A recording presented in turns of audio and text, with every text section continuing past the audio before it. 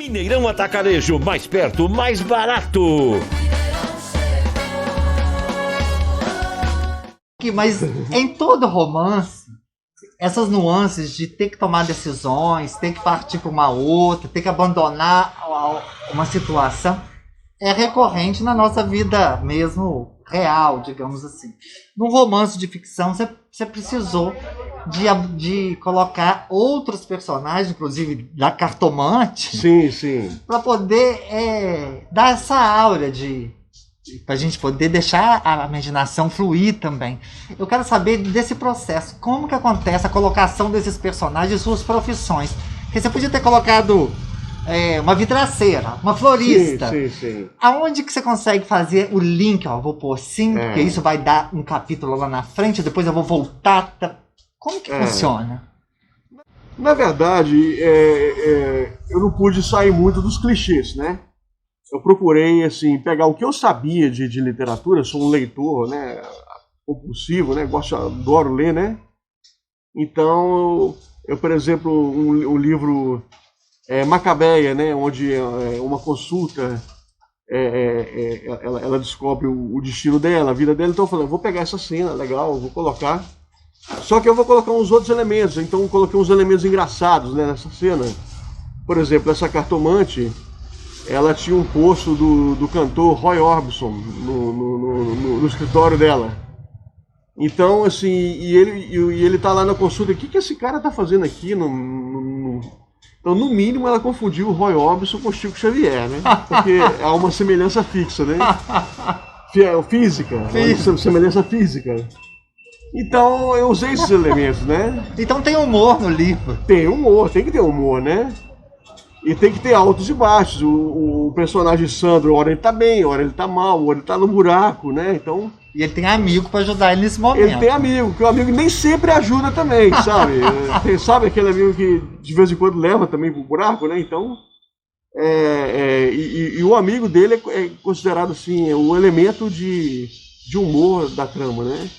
Ele que traz as situações engraçadas. Inclusive, a contracapa escolhida pela editora é um diálogo dos dois, no qual eles estão discutindo sobre a questão dessa personagem, que é a Larissa, quando estava se transformando, né? Tava assumindo a sua transexualidade. Ele fala, pô, mas faltou a presença do pai ali, dar um corretivo no moleque, né? Tal.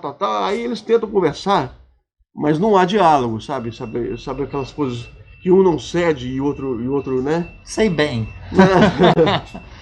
Então eu coloquei uma analogia, né? Vamos fazer uma metáfora, né? Então criei uma metáfora, né?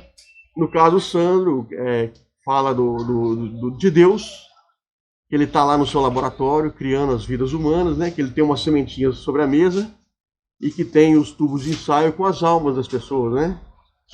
E que naquele instante que ele vai tirar as almas do tubo de ensaio e dar um sopro divino, né? O ajudante dele, que era muito atrapalhado, que era um anjo, que já sentia muito calor, né? Aí você já entende, né? Quem seria esse anjo, né? Ele abriu a janela na hora. Aí quando ele abriu, o que aconteceu? O vento fez com que aquelas almas desviassem um pouco das rotas, né? Então aconteceu o seguinte, que sementes com almas trocadas vieram parar nas mães. Adorei a analogia. Entendeu? Ótimo. Mas então, o outro se convence disso? Não convence nunca, ele termina o livro sem se convencer. Né? Então a discussão dos dois é essa o tempo todo, né?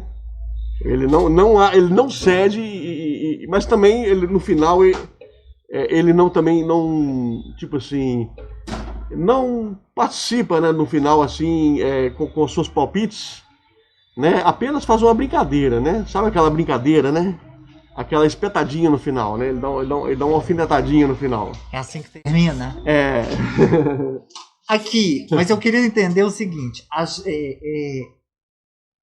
Para poder não deixar, para retratar essa ficção e deixar a gente com vontade de ler a próxima página, existe técnica? Ou você vai deixando fluir nessa emoção toda que você vai, como você conta a história aqui agora? Sim. Existe técnica? Tantas palavras, agora isso aqui você deixa para outra página? Exatamente. Por incrível que pareça, eu desconhecia essa técnica, né? aprendi neste treinamento aí promovido pela editora MEP, a gente faz um trabalho de dissecar várias obras que se tornaram best-seller, né? Ou seja, tiveram uma venda estrondosa, uma aceitação de público fantástica, tiveram seus roteiros adaptados para cinema, para teatro e tal. E por incrível que pareça, né? Vou dizer assim, que acima de 90% desses best-sellers, eles têm aquelas curvas de emoção, de personagens passando por altos e baixos, de situações e tal. As heroínas geralmente têm sempre a idade entre... É uma mulher que ela é sempre, vamos supor assim, bem colocada socialmente, ela é participativa e tal, e ela tem uma idade entre 28 e 30 anos, entendeu? Então, no meu caso, eu procurei pegar um pouco do que eu aprendi nesse treinamento, né, e tentar pegar a minha história, que já estava praticamente criada, criar essas curvas, né? De hora tá lá em cima, hora tá lá embaixo, ou situações que parecem sem saída, depois aparece uma solução, né? Então, existe sim, tá? Existe o trabalho de criatividade. Sim, claro. Mas depois, na hora de você fazer a montagem, existe sim o trabalho ali, principalmente do editor-chefe, né? E tal. No caso da nossa CEO, da editora MEP, é a Thaís Patuso, ela é muito competente nessa área. Então, ela fala, olha, Luciano, tá precisando acontecer isso, tá precisando acontecer aquilo e tal.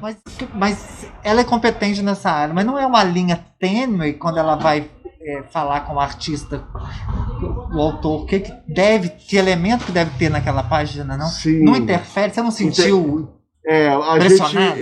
A princípio eu me senti assim, né, um pouco invadido. Mas em momento algum, não sei, né, em outras editoras, o editor vai pegar uma linha que você escreveu, vai apagar e escrever do jeito dele, em momento algum. Isso é filme. Ele vai te induzir, né? Olha, eu acho que se você fizer assim, você está indo por um caminho melhor.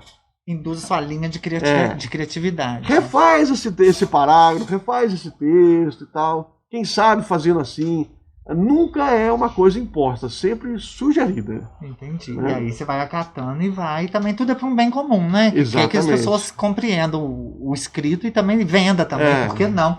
Tanto é que eu estou deixando o link aqui embaixo de onde vocês podem fazer as encomendas do livro dele, tá, gente? E que ele comentou aqui que tem uns no forno aí saindo para entregar pessoalmente, mas você pode adquirir o e-book, né? Vem o arquivo. Isso, o e-book é instantâneo. Assim que você adquirir, você já recebe, né? Para você abrir no seu Kindle, no tablet ou mesmo no computador, né? Até no celular, né? Dá para ler, né? São quantas páginas? Eu acho que ele saiu com 100, em torno de 100 páginas, deu 108 no total. E qual o momento dessas 100 páginas que você falou assim, nossa mãe, não tem mais história para depois? Ou 100 não vai dar conta de contar a história toda? Na verdade eu não tive, eu trabalhei reduzindo por questão de custos.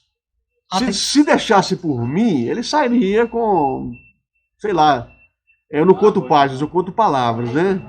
Não sei se todo escritor é assim, mas quando você está lá no seu editor de texto e tal, você tem como você contar palavras. Sim. Então ele saiu em torno de 35 a 40 mil palavras, com tudo, né? De capa a capa.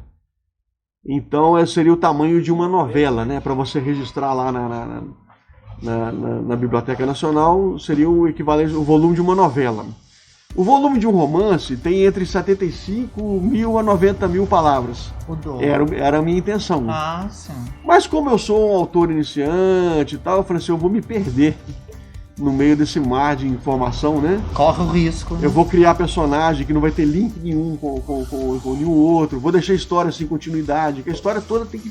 Tudo que você criou, eu criei uma história aqui agora. Estou conversando com a Brenda, né?